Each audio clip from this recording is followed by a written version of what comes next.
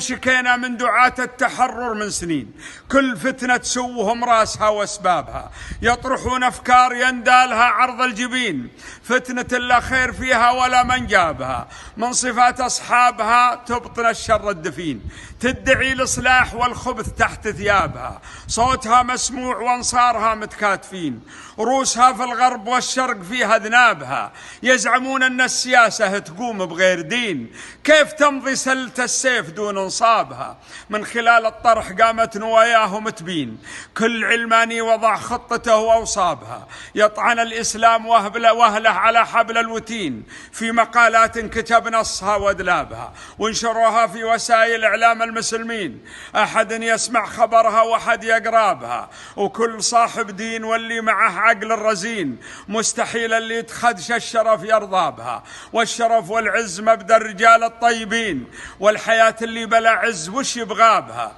والفتاة المسلمة عرضها عرض ثمين، والرجال الذب عن عرضها برقابها، والشريفة لو تلين الحجارة ما تلين، لو تقطع ما تساوم على جلبابها، والبطل من دون عرضه كما الحرز المكين، انحضر وانغاب له هيبة يدرابها، ما يدوج البس والليث في وسط العرين، لا دنت منها البساسة يقص شنابها، يا ولي امر الفتاة انتبه خلك فطين، الحذر من ساعة ما حسبت حسابها، المصايب كوم والما طغى فوق الطحين، والفتن قامت علينا تسوق ركابها، وخيمت بطرافنا من شمال ومن يمين، ولا مضت فتنة تجيك اختها بعقابها، فانحفظت الجوهرة داخل الحصن الحصين، اصبحت مصيونة العرض في دولابها، وان تركت الجوهرة تختلف فيها اليدين، اصبحت مثل البضاعة مع جلابها، كم فتاة مالها حيل تنكون الونين، اقهروها واحرقوا دمها واعصابها،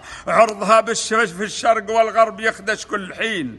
عرضها في الشرق والغرب يخدش كل حين، بين سكين المجازر وبين كلابها، تزهم آل سعود تنخى حماة المسجدين، هم هل التوحيد هم سترها وحجابها، والله ما يرضون فيها خذ العلم اليقين، وهم هل الفزعات والنار من شبابها، دولة قامت على الشرع والحق المبين، ينثني ما يكسب الطائلة حرابها.